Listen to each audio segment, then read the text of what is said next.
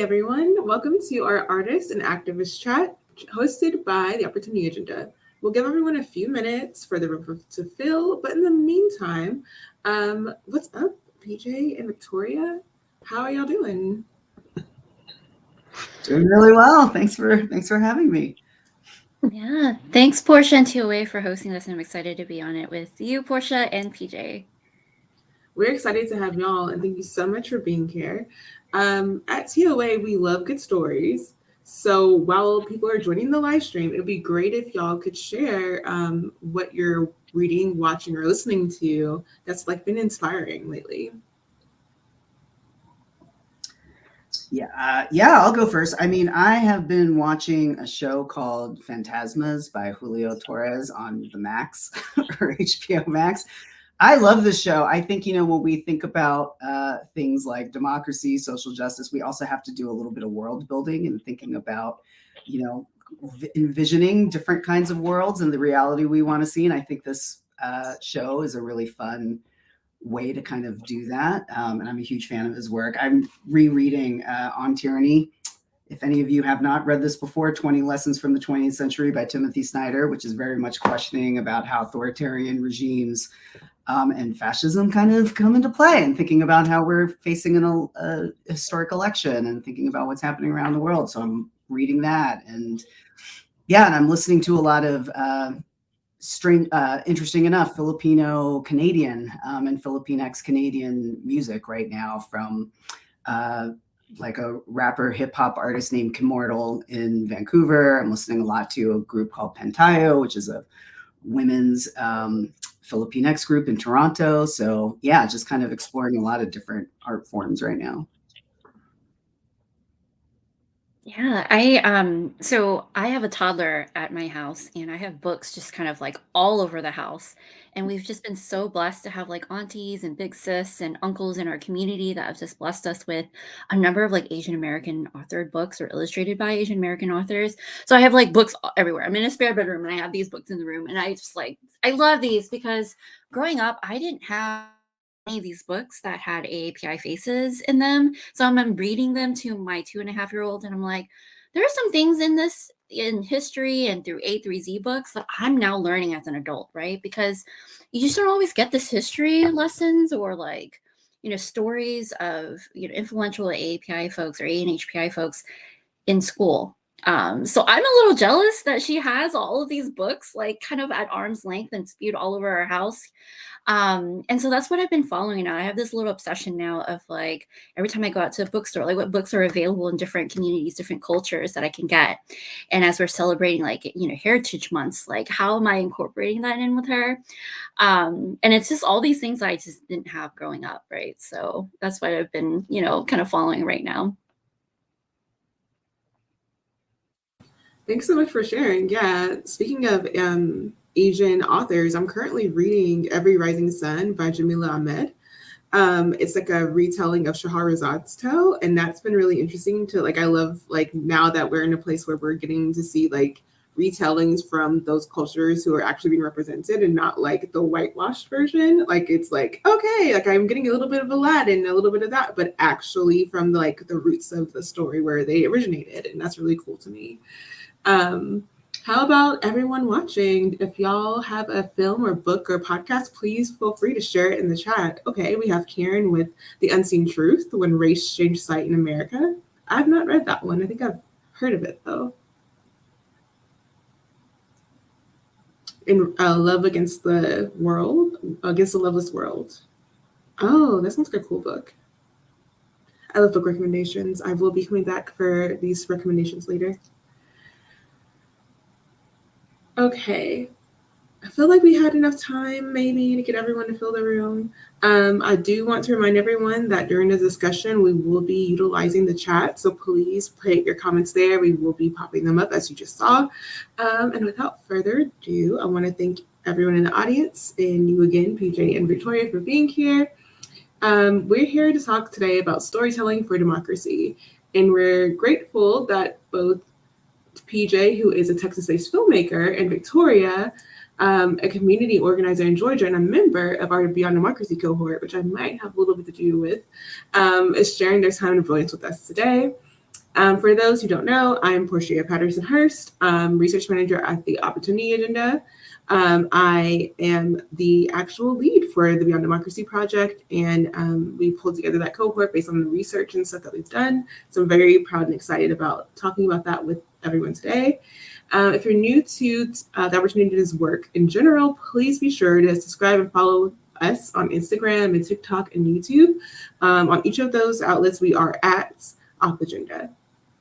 You can also visit our website if you want to learn more about our work in democracy and how we support artists, organizers, and activists like the ones that you see here today, and possibly like you, to tell stories that move people to not just vote, but also to volunteer and create change in their communities. And I think that's a good starting point for us to get into the discussion. So, PJ, Victoria, what do you want folks to know about who you are and what you do?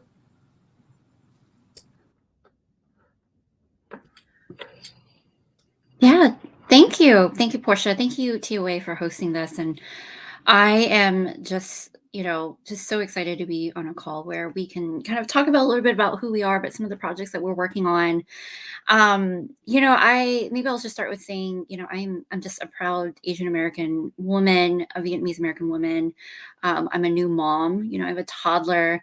So, all the things that I'm involved with, I do now. It's just always been kind of rooted in culture, history, and community, and just having a little one, and her little fingers, and just how she's observing the world, how she's showing up.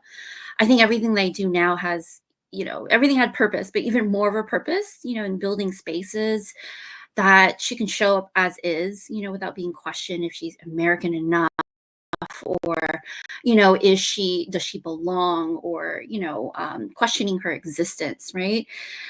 So growing up, I grew up in a refugee household. Came to America with literally nothing. My parents had $40 in their pocket to an apartment with a mattress.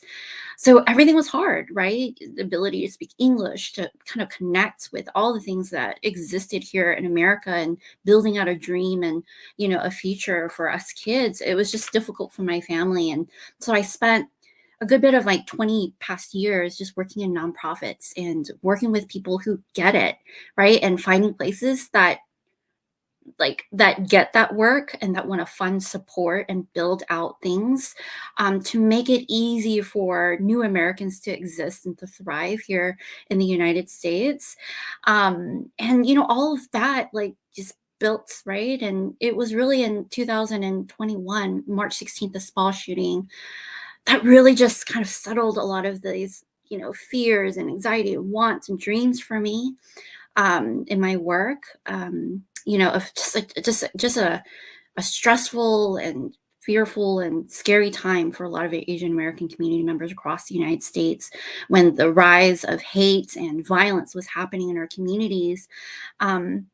I knew I needed to do more. And so the nonprofit that I was at that time was sunsetting for a lot of different reasons. And when I was fired from that nonprofit, I really thought about what I wanted to do. And the community uplifted me and really, rallied for me to start the Georgia API Hub in 2022. And at the hub, our mission, it really is just simple, right? We want to uplift and support and empower our Asian American, Native Hawaiian, Pacific Islander communities. And we do that through what we call RICE, right? RICE, RICE. A lot of our work, growing up, a lot of things I did centered around food, and rice was essential to that, right? And building community, food is always part of that culture. And so for RICE, it stands for rapid response for us, right? Making sure that we address issues and challenges like, what happened at, when the spa shooting happened. Many of our communities rallied 8 a.m. the next morning, and really making sure that we had resources and infrastructure to help support the families in our communities that were impacted, not only here in Georgia, but everywhere else. And there's just so many API nonprofits that exist in the South and in Georgia. And, that's our eye, right? We incubate nonprofits and making sure that we support the incredible forces that exist. And the next is just cultivating the strategic partnerships, making sure that we are connected, right? Not only like locally, in state, nationally, regionally, but we're also connecting with funders. We're connecting with other co-conspirators in this space across racial lines, across other languages and other communities. And last but not least is the engagement and outreach. That is so important for us. That's why we do our nonpartisan voter engagement. That's why we want to be part of the storytelling. That's why we want to be a part of a lot of these conversations that center communities that are impacted. But I'll stop there. And I'm just so excited to be on this call, with PJ and Porshéa.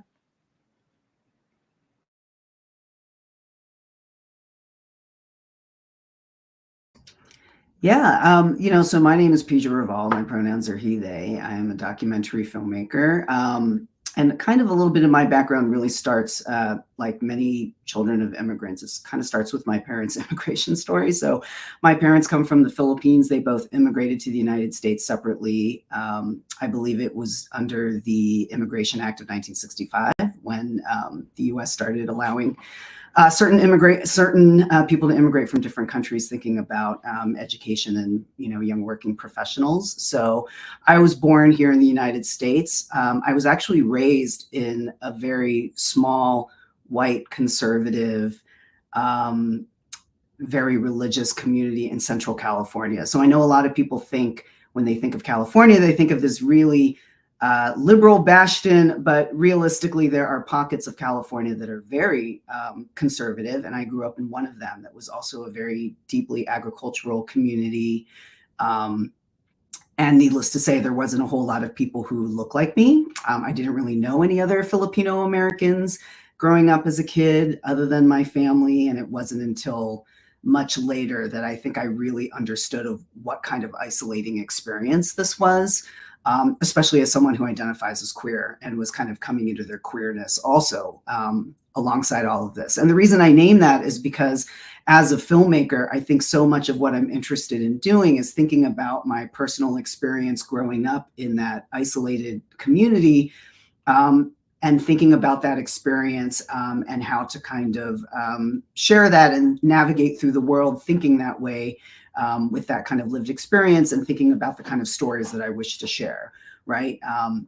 This was during a time period where I did not see a lot of representations of Asian Americans, certainly not Filipino Americans, and certainly not a lot of queer or BIPOC individuals either. So I'm always kind of thinking about that. And I think it really inspires me to share stories from people that I meet. So a lot of the work that I'm doing is nonfiction and documentary and really just capturing stories from communities that I consider myself part of or ones that inspire me. I am based in Texas. I'm based in Austin, Texas. And as we also know, Texas can be a very legislatively hostile state to a lot of queer individuals and BIPOC individuals. So I'm also thinking about that and ways to share stories to also change what people think of Texas and what people think of where these communities reside.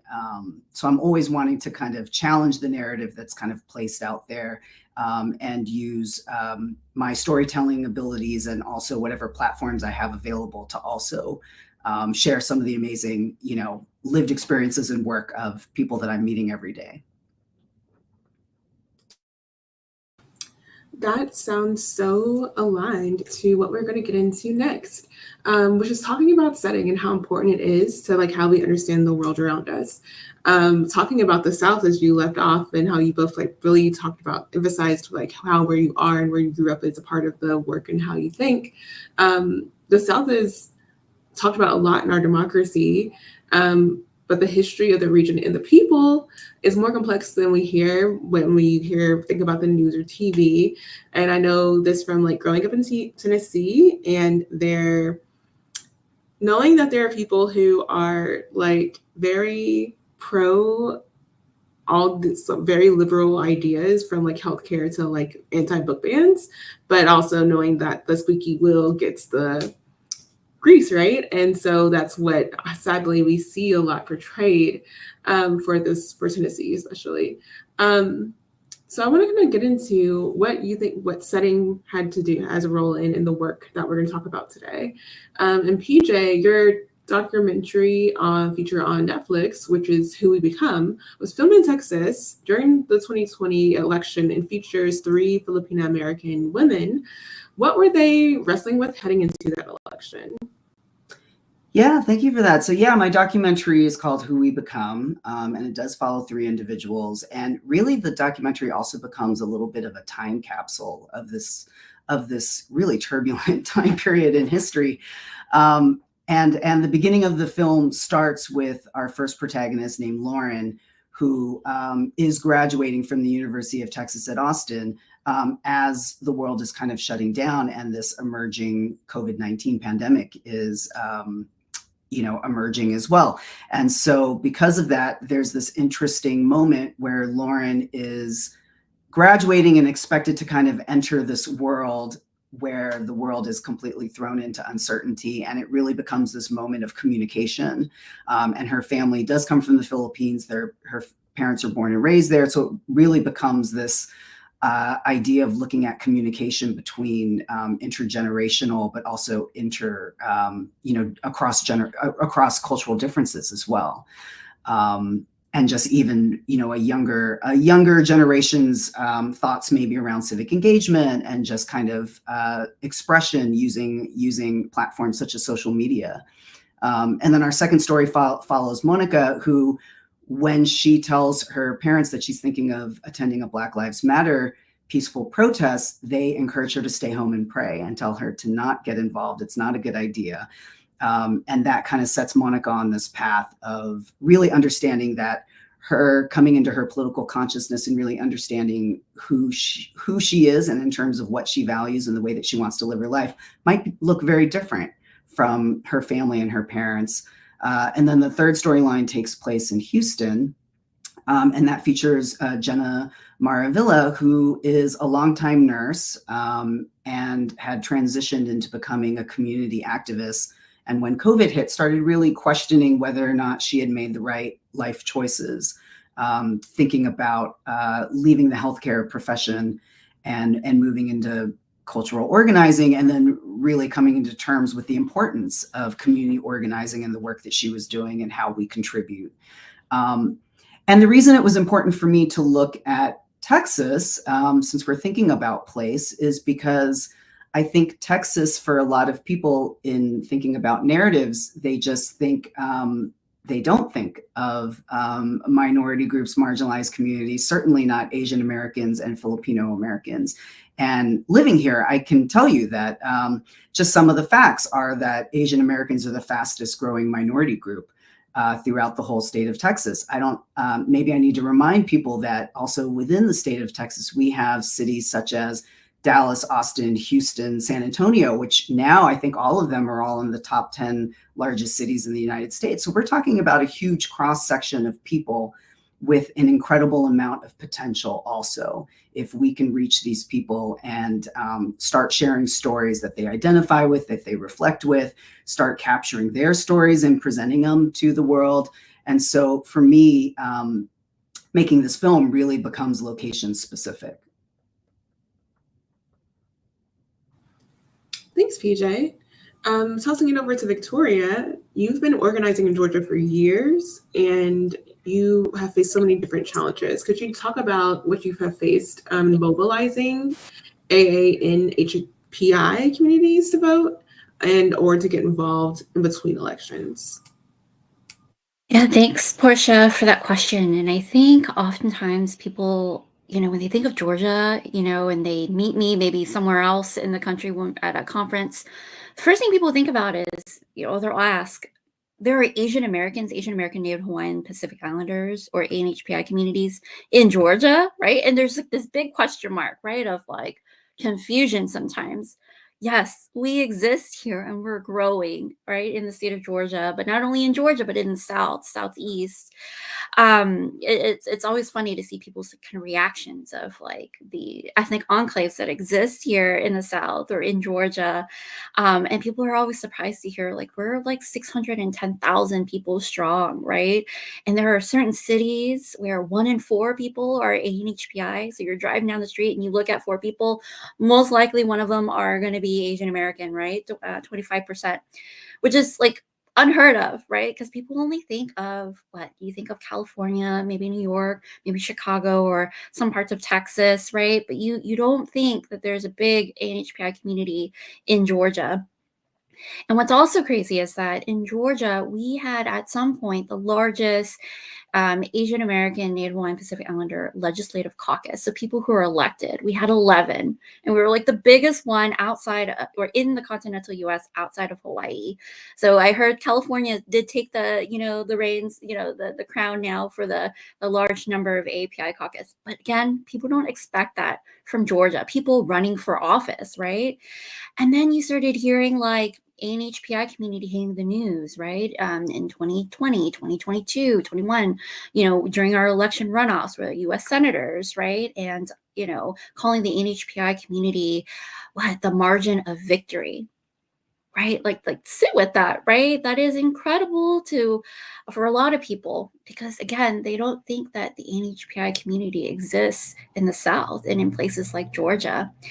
And so some of the challenges, right? I mean, I, quickly mobilized, did rapid response work through the Georgia API Hub, because there was an area, in Metro Atlanta area where a city council member called it un-American to have the ballot or materials translated in Vietnamese and in Spanish in an area with high percentage of Vietnamese and Latinx community members. That's still happening, right? And the person that proposed it was called un-American, and that, there was a question about her U.S. citizenship. And that's wild. But it is happening here in Georgia, right? And, what kind of message does it say to voters in that area where there's high percentage of Vietnamese or Latinx voters? We hear of a lot of, rise in violence and hate, after 2016, and how the hate rhetoric was just moving through Georgia, right? And that also scared, but also, helped mobilize the Asian American, Native Hawaiian, Pacific Islander communities to come together via coalition, working in solidarity across our cultural and racial organizations and communities, to make sure that we stand against that hate.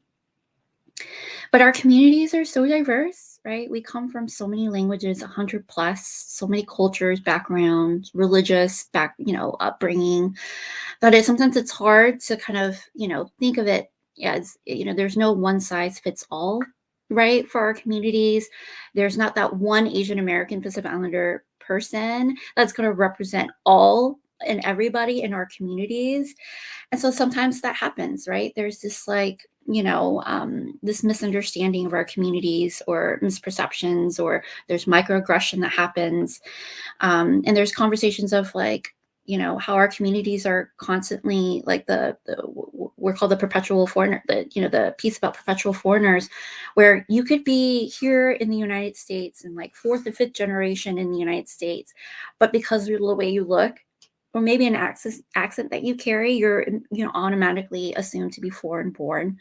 And so again, our communities are so diverse. There are people who have been born here and been here in our community for multi-generations. But because of just, some of the misperceptions, people just automatically assume that maybe because I speak English, I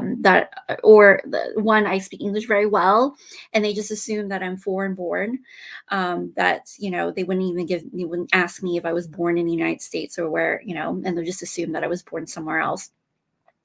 And there are so many other challenges, right? But I'll just kind of quickly touch on another one, is just the disaggregated data. I know it sounds like a big word, but, lumping our Asian American, Native Hawaiian, Pacific Islander communities together, sometimes it prevents us from seeing the real picture. It also erases people, right? We have Native Hawaiian communities, we have Pacific Islander communities, we have communities who are, newly arrived because of war through, refugee camps. But we also have communities who've been in the United States for generations, right? Who've helped build and, the American infrastructure that still get, miscategorized or, assume that they just arrived in the United States simply because of the way they look, or if they're ANHPI identifying. So I'll stop there, but those are just some of the challenges that I have faced, with doing the work around civic and voter engagement in the South. I just want to add really quickly, because some of the things that Victoria mentioned made me realize a couple things too, which is that I think a lot of people don't realize that according to the recent consensus, that Texas actually has one of the most diverse populations across the United States. I think it was formerly maybe in Queens and New York, and now it's outside of Houston. And a lot of that has to do with a lot of Asian and African migrants and immigrants. So thinking about just kind of our concepts of diversity, the fact that that exists within a state of Texas, which has a narrative so much around it about being this kind of white American conservative narrative, really needs to be challenged. And then the other thing that I want to mention is it's October, right? So October is actually Filipino American History Month. And so it's important for me to also think about just living in Texas, not having grown up here, but living here now.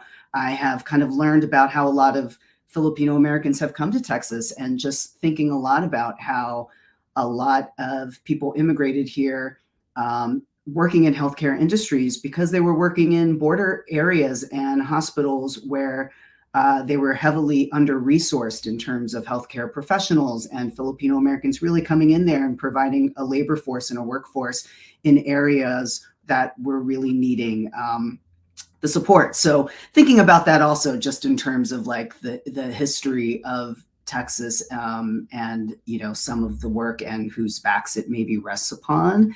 But lastly, what I do want to mention is we're talking about the South, and I would be remiss if I don't mention that Texas doesn't actually consider itself the South. From my understanding, I think it considers itself the Southwest, but I think Texas would also probably consider itself just Texas, a separate world and entity on its own. But certainly, as someone coming from California, I always have thought of Texas as kind of part of the South, but some people definitely challenge that idea. Yes, as a Southerner or former Southerner, depending on who you ask, I was born there and raised there.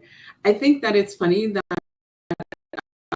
like Florida and like the Southwest are definitely like looked at like, are you South? And they're definitely it's a fun game to play with the Southerner if you ever want to get into debate, because sometimes people like Tennessee is actually the Midwest, and I'm like, please stop, please stop. So moving into, as both of you like honed in on like different ways that history and like the legacy of what it looks like to be there and part of like specific communities actually is involved with like the storytelling and understanding people have about democracy and what it is to be there. When we think about the way that people reference narratives, it's also like more and more in conjunction with how they describe democracy. We hear about narratives everywhere from guests on mainstream media news to social media influencers critiquing pop culture or candidates online all the time. The Opportunity Agenda is a narrative-focused organization. We research how narratives are created, and we train people in how to tell stories or craft messages using shared values that will challenge or shift narratives. Each election season really is a powerful reminder of the impact of narrative in our lives. The words that politicians use to describe our communities have real consequences for how we treat one another. And there's two really important things to note about narrative and culture, at least by how the work we're doing at TLA works. One is that narratives can change over time and across generations. Yes, there are prevailing or dominant narratives, but that we see most often, but actions or words can counter, shift, and replace them. We don't have to keep drumming on the same part of the drum. We can keep and change and make a new melody. Narratives can both positively and negative impact our lives and communities. It's sometimes easy to focus on the negative ones because they cause real harm. We are used to those effects. We can actually point to them easier because we know what we've been affected by. And we can also use narrative and culture to help people reimagine what's possible for their lives and communities. So instead of focusing so much on the things that we're used to, reimagining and thinking forwardly about what is possible. So I want to use this next segment to dig into the narratives that shape the work that PJ and Victoria do, and how they use storytelling to create change. So both of you work in spaces where people are having intergenerational conversations about democracy and politics. Where do you see opportunities to shift narratives and mobilize people through those intergenerational conversations? Yeah, I mean, I think I love this question, by the way. I think it gives me a lot to think about. So I'm going to try to not just spin off in all these directions. But, I introduced myself saying that my, who I am really starts with my parents' immigration story. And I kind of actually really mean that, because I do think, speaking now specifically as a Filipino American, I have to recognize that my lineage goes back to a country that was colonized by the United States for 50 plus years, and then has a contentious history of so many centuries of colonization, whether that be Spain, the United States, even Japan during World War II, and then confronted with the narrative of the United States coming back and defeating Japan, and then kind of creating that narrative of the United States saved the Philippines, even though they colonized the Philippines. And some people would even argue the Philippines maybe functions as a neo-colony still today. Now, the reason I bring that up is because if we think about Filipinos immigrating to the United States, I'm sure a huge portion of them throughout this time period have always thought of the United States within these kinds of narrative contexts, like the Americans being the saviors, and the Americans being, at the forefront of democratic systems, but at the same time wrestling with these histories of being colonized by Americans who supposedly believe in democracy, right? And so I think because of that, one of the challenges that I have seen is sometimes there are these generations whose versions of democracy also fall into maybe what some of us would call model minority behaviors, which is this idea of you can't speak out against this government system, you can't be critical, you don't want to paint yourself in a bad light, you should just be grateful and thankful that you're here in the United States. And then to complicate things further, you have people such as myself who are now born and raised in the United States. And my experience, thinking about growing up feeling very isolated and feeling very marginalized, I do feel the need to challenge some of these narratives. And I do feel the need to connect back and understand, part of my experience is really thinking about this narrative and kind of cultural way of thinking that precedes me, right? And I'm kind of part of this kind of tapestry and long history there. And then lastly, what I'll say about that is something that's really interesting to me is, I know this isn't what you're asking, but when I do think about this idea of being an American, because I do identify as an American, I say Filipino American or Filipinx American. Of course, I definitely identify as an American. I have grown up wrestling with this idea of being patriotic, right? Because in my understanding of it, patriotism, I had always thought of not looking like me, right? Not expressing the way that I think of living here in the United States or of democratic systems. And I would argue that I think if I am challenging in any way or criticizing or pushing for some kind of change, that is the most patriotic thing that I think I can do, because that really is an example of democracy. So I do think, thinking about these intergenerational exchanges, one of the things that we really have to understand are what are our lived experiences. My parents specifically did not grow up in the United States. They grew up in the Philippines during a time period where there was American occupation. They grew up in a time period where they did have to immigrate, and it looked very differently than it does today. And I grew up thinking I'm an American, but I wasn't being treated like one, right? I felt like there were other classmates surrounding me who had a certain amount of privilege, access, and agency that I did not feel.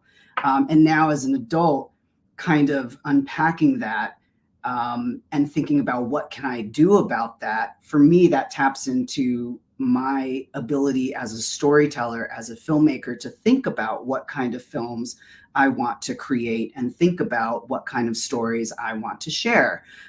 Because everything that I'm interested in doing, I think, really is promoting this idea of democratic values, of freedom of expression, all the freedoms that we should have and for one another, though not everyone feels that way. And certainly, depending on some of the states that you live in, you might not even have that legally protected, right? So I am thinking a lot of it that way, but so much of it is thinking about just my parents' experience too, right? And the experience of the culture that I come from and its fraught relationship with the United States. You know, as PJ was talking, I just feel my body just, I mean, you know, you don't always get a lot of spaces, you know, to often share about your experiences growing up and how it kind of shapes you. You know, and that's why I appreciate too, you know, having this type of conversation. You know, the feeling of not being enough, and then also kind of centering your parents and your family's experience here in America.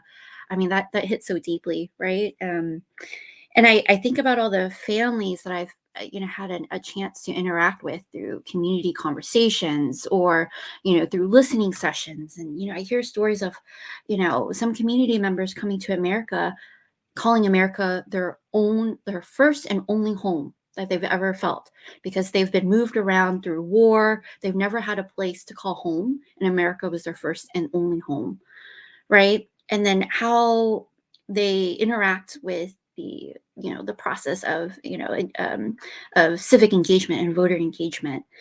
And I think about my parents who came from the Vietnam War and escaped the country, right? Fighting for, you know, democracy and liberation. And, you know, just thinking about the people that we've lost in our family, right? Because our family was fighting, you know, for more rights and democracy and liberation for our communities and our families back home, and how that broke them coming to America, right? And the fear of you know, interacting with government, right, was real, right? When we're talking about, you know, how they show up at the voting polls, and do they feel like they have the right to ask for interpreters if they didn't speak English, or to challenge the system if they were wronged, or put in a line because people just assumed they didn't speak English, put in a slower line because they thought they didn't speak English. That trauma is real, and many of our communities have experienced different traumas, right? Of you know what has existed in their home country, you know, whether it be corruption or how they showed up, or whether they can or cannot vote, and then coming to the U.S. with these rights, and then also not having the history and learning the history of the civil rights movement as well, right? And then having children like me in the United States who grew up with that knowledge and the history of the civil rights movement, and understanding, right, that like what I need to do as a, you know, as an 18-year-old registering to vote. There is the disconnect, right, between our generations of our communities, and having to make sure that we connect those dots, and still moving forward with our work for democracy, right, but not leaving our aunties and uncles and our grandmas and grandpas behind simply because they just didn't get that knowledge, wasn't afforded that education coming to the United States and trying to live, trying to survive. And so those are all the stories that just, you know, I think of when I'm talking to our communities, whether it be about hate that's existing in our communities and how it pops up, and how they feel empowered or disempowered to speak up, to challenge the system. And then also now, right, with this big election just right around the corner, and how they show up, and how they often need a little bit of a, you know, a push, or a little bit of a more communication or connection, right, to make sure that they feel invited into the system, and also you know, to address some of their fears and concerns that they've had maybe from their home countries, right, of interacting and being part of this democracy. Yeah, thanks so much for that. And you say that, it makes me think about all the different threads of stories that we get whenever we all are able to share what we know, and then we all grow, hopefully, from what we get to know from each other. Speaking of growing from knowing, there are some book recs people have been dropping since the beginning of this chat, so I want to like quickly flash those before we pivot into the next component of this, which is sharing some videos from the work that each of you have done. So I'd mentioned earlier that TOA has a Beyond Democracy project. And within that project, we tested a couple different videos across different themes. One of the themes that was tested, and I'm sure there's a link somewhere for y'all to have direct link to the full report so you can get into the other videos. The video that the group that Victoria ended up coordinating with, based in Georgia, with a filmmaker from South Carolina. I don't want to say the wrong Carolina. Is taking that video clip that we had on legacy and the role that legacy plays in people's galvanization of wanting to actually engage with civic engagement. When we did the research, we found that people are reticent and reluctant to stand on a stage. It feels like very disorienting and like they're having to like show like leadership that they don't really feel inclined to do. So asking people to reshare a video on social was actually a big level movement. And we found that the legacy video is one of the most well-tested videos. And I think that inspired Victoria's group to take it and contextualize it to their communities. So what you're going to see first is that original tested video from the research, and then you'll see a contextualized video from, I think it's in Vietnamese, the one we're seeing, or maybe Korean. I can't remember which one was selected. It's in Korean. In Korean. So you'll be seeing the English version that inspired the Korean version of the video. When the kids in the family look back, what will they say about us? That's Grandma at the rally. She was fly and fighting for rights. That's Aunt Jenny. Cool. Whoa, there's my mom. Awesome. Now it's your turn to share your voice. What will your grandkids say about you? 우리의 아이들이 과거를 되돌아봤을 때 우리에 대해 어떻게 이야기할까요? 우리 할머니께서 저 집회에 참가하셨네요. 정말로 멋지게 우리 권리를 위해 싸우고 계세요. 저기 제니 이모도 계세요. 멋져요. 저기 우리 엄마예요. 너무 근사해요. 이제 여러분의 목소리를 나눌 차례입니다. 여러분의 손자들은 당신에 대해 어떤 이야기를 하게 될까요? So cool. Victoria, what was your experience like for getting community leaders to create these videos and how they received whenever you shared them out? I was very enchanted by how much this was like a very community-oriented like video. This was not something that was like just talking to folks and getting feedback. It was actually integrating them as talent into the videos. Yeah, I think I think it's sometimes I talk about these videos, I get a little emotional, but just because of the love that went in. It's a short clip, right? But I think just how the community embraced this conversation with part of the focus groups, thought about like what they're going to wear, who should be in it, what kind of food is going to be on the table that's representative of the community. These are things that our communities don't often get, invited to be a part of, and to be sharing their advice and their knowledge and their expertise and how best to reach their own communities. And so they were a part of like almost all the process, right? When we saw the video, we showed them the original video. We did focus groups with their communities. We talked about what would make sense, what kind of language would make sense, as we're translating the items or the script, what kind of setting would make sense and what faces would resonate with the different communities. And we had these videos in Vietnamese, Mandarin, Korean, and in Spanish. And we partnered with OTR Media Group as well as Migrant Equity Southeast, and had this intention of making sure that we cover the state, right, of Georgia, right, north and south, depending where our communities were. And we really wanted to think about how these videos could organically move through our communities, especially in this big year of election and, mobilizing our communities to go and vote and to think about, how these, politicians and those who are representing us will impact our legacy and our future. And it was just really cool experience, right, of just being in community as we're, selecting locations, right? We looked at ANHPI restaurants who are in the international corridor, with businesses that were like central, that when people see it in Georgia, they would know where that is. They would know, the dragon, the phoenix that shows up in the Chinese and Vietnamese videos, or in the Korean video, just the table setting, right, of what foods shows up at a gathering with an elder. and the pictures were actually real pictures of our community members, and just, you know, watching behind scenes history sharing between, you know, our actors that were playing grandma and grandpas and parents, and then the young actors, right, who were maybe seeing these images for their first time and feeling like that this is so cool, right, that they get to see this video of people that look like them, and to be also, you know, acting with you know, the elders in our communities who've been doing this work for some time. Super like heartwarming, and I am so excited about all the work there, and also excited to talk about PJ. Would you please give us all some like overview of like what we're going to see next in this clip and what it means in the like greater context of the story? Yeah, so this is going to be a clip from the feature documentary Who We Become. And again, this film is so much about this intergenerational exchange between this younger than me generation that's Filipino American in conversation with their parents and loved ones.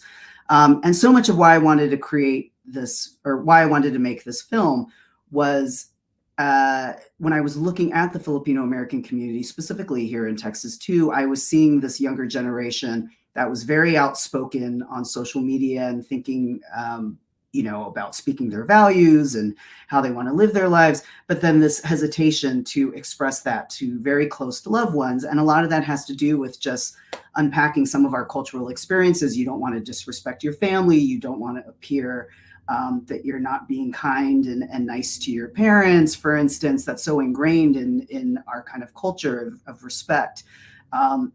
So we're going to watch a clip here of Monica, who, as I mentioned, when she tells her family she wants to go to a peaceful protest at a Black Lives Matter movement, they tell her to stay home and pray. And instead, of course, she goes.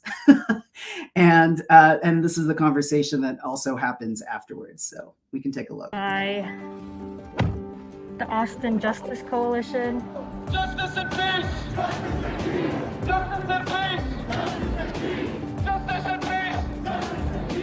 Justice and peace! Justice and peace! Justice and peace! I wanted to ask, like, if you feel any different about the movement, you know? To be honest, I really stopped watching the news, Monica. So I think it's everybody's lives actually matters. Yeah, they do. I think they want to focus on Black lives because of how much injustice there's been. Like, there's way too many Black people who have been like killed over nothing. They're just putting attention on them specifically right now because they need it the most right now. Everybody has their different perceptions about when people are saying about all lives matter. I guess it's how they actually perceive it. So maybe it's because they really don't feel it, that they're included in it. Maybe that's the reason why they have to voice it out or make sure that people know that they're out there. If Filipinos were the ones that were enslaved, and like after hundreds of years, like nothing has changed, or like not much has changed, and we are also still getting, you know, we're being discriminated against even to this day. Right. I feel like we would also be that angry, wouldn't we, right? Of course. But then I believe the Filipino culture is a little bit different. Because I think most of us, by nature, I guess, we're kind of like docile or submissive to most things, you know. Wait, what do you mean? I believe they just follow whatever is being told, what's being asked of them. Instead of them fighting, they stay quiet. I'm wearing this shirt because I feel like it's appropriate. I've also asked her to pray for all the Black lives that were wrongfully taken. I sent her a list of Black lives that I guess we know of that have been wrongfully taken. I asked her to say the names out loud whenever she's praying the rosary, and she says that she has.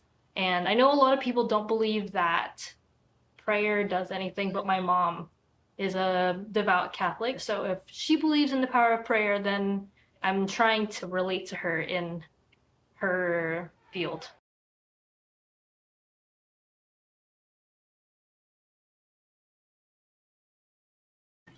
Wow, PJ. So, can you talk a little bit about what that means, like just having that part of the story, being part of that documentary, and why intersectionality matters in the story and the movement building that you're trying to do?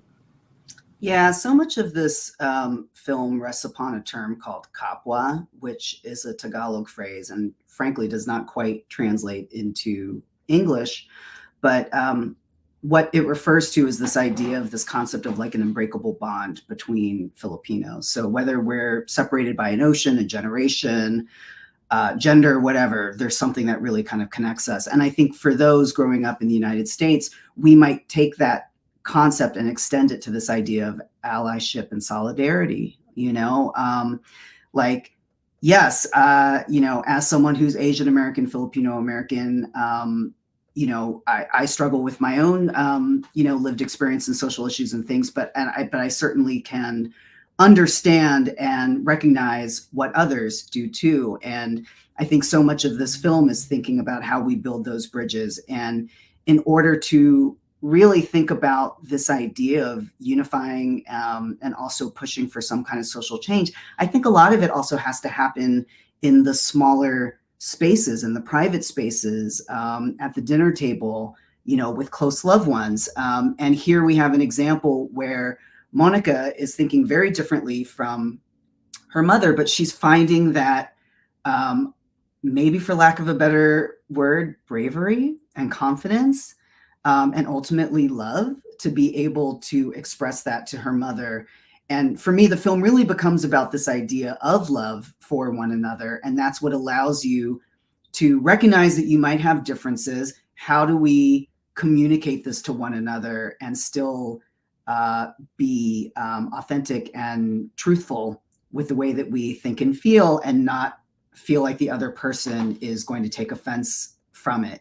And I think a lot of us coming from these multi-generational immigrant households, there's a lot of dancing around that.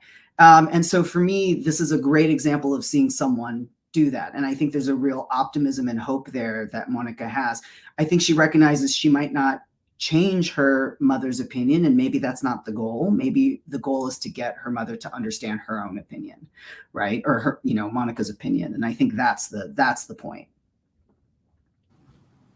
Thank you so much for giving us that insight. And I want to make sure that anyone watching now or later has an idea of where they can give you a little bit extra resources as you're building out your stories and your storytelling, and where that can come from, where they can find you. Would you mind sharing where people can follow you and support your work moving forward, PJ? Yeah, I have a website, which is unravel.com, but you can also find me on Instagram. I'm fairly active on there, which is just at PJ Raval. And all my films are on social media as well. But yeah, please follow me at one of those and you'll be kept up to date. And you, Victoria? Yeah, thank you. Yes, love for you to follow the Georgia AAPI Hub. We're on Instagram and Facebook, and we're launching our website soon. We've just been gearing up a number of resources, an interactive map to kind of show you where our ANHPI community exists in the state of Georgia, and a number of resources like our nonprofit directory statewide. We love for you to follow and, just follow us for that launch of our website, or relaunching of our website. Yeah, and there's funders and groups at the table. Please consider, right, supporting nonprofits and folks who've been working in the community, having them at the table, right, and supporting some of this work to make sure that there are people on the ground that are part of that storytelling, that's part of those projects, and the magic that goes into the storytelling of all the different communities in the South. Thank you so much. I'm so excited about just the level of work and being in communication and building communication across the different cultural and worker places, and then also the advocacy places. So I thank you and appreciate you both so much, PJ and Victoria, for spending time with us and doing that. If y'all have any final thoughts or ideas about like what you would like to share and or what you would like to see going forward, I would love for y'all to drop some wisdom or hopes with the chat. Yeah, I think for me, I've thought a lot about just, what do I bring to the table, right? Like sometimes I feel the sense of guilt of like, oh, I couldn't make it down to the Capitol to do a protest, or I didn't have time to circulate these things. But then I think about just what, how, what are my skills and how does that play in, right? And I think as a filmmaker, as a storyteller, I am interested in telling stories, and the types of stories that I tell and who it can reach is one way to kind of create some kind of social change. And then lastly, what I will say is, as someone who was not born and raised in Texas and understands the, deep history around Texas and the narrative surrounding Texas, I'm also embracing the idea of being a disruptor. Like, I know that I'm in a state where there are people who are openly hostile towards my identities, not only as an Asian American, but as a queer Filipino American. And I'm going to be here. And I also, being here, I think is also going to help foster that community that I want to see. And I think sometimes it's a little unfair that we have to sometimes be the first to do something or put ourselves in the line, but this is the life that we're living, right? And I think, choosing to be and choosing to live kind of the values you want to see is always important. So I find a sense of power within disrupting certain systems. And it's taken me a while to understand that and thinking about the ways that I can do that. And I would encourage anyone here listening to think about that. Anywhere you are, you have the ability to do that. I'm a huge fan of thinking globally, but acting locally. And I think it's really important to just look outside your door and think about how you interact with the local community. And then lastly, like, our stories matter, right? And if no one is going to be sharing our stories, we should be the ones sharing our stories, because what stories get shared and how they get shared is really important. And so I would encourage everyone here to also just support all the storytellers, artists. It's equally important to be thinking about those thinking of legislative power institutions, but it's also really important to think of those venturing into the creative arts. And I think it's really important to just show up, watch something, listen to something, buy a ticket to see a show. All of these things are really important as well, because we need to all be working together. Yeah, and let's be co-conspirators, right? I heard this term many years ago, and I mean, every year it just runs deeper and deeper and deeper of like what that means. And I hope that like PJ mentioned, let's show up, right? And that's the first step, right? Let's show up. Let's build community by being there, learning, right? Sharing resources, and show up, right? When these anti-immigrant legislation shows up, rears, right? And shows up, right? When people are speaking against our communities, and, harming our communities through legislation, through their words, their choices, their actions, show up, right? Show up and speak out. But also create space, right, for people who are, impacted to share their stories and share their space. And I think that's like the most beautiful thing that we can do that doesn't cost a lot of time, energy, and money, right, to allow our NHPI communities and our immigrant communities, our communities of color, BIPOC communities, our indigenous communities, and our LGBTQIA plus communities, right, to have space, right, and to be invited into these conversations. So yes, and much love and heart to TOA for creating these type of spaces. Thanks, both of you again. And thanks for the shout out, Victoria, because we do create these spaces. And if you want to learn more about how we create those spaces, be sure to follow the Opportunity Agenda on Instagram, TikTok, and subscribe to our YouTube channel for more conversations like this. We're going to be releasing updated tips on how to navigate difficult holiday conversations.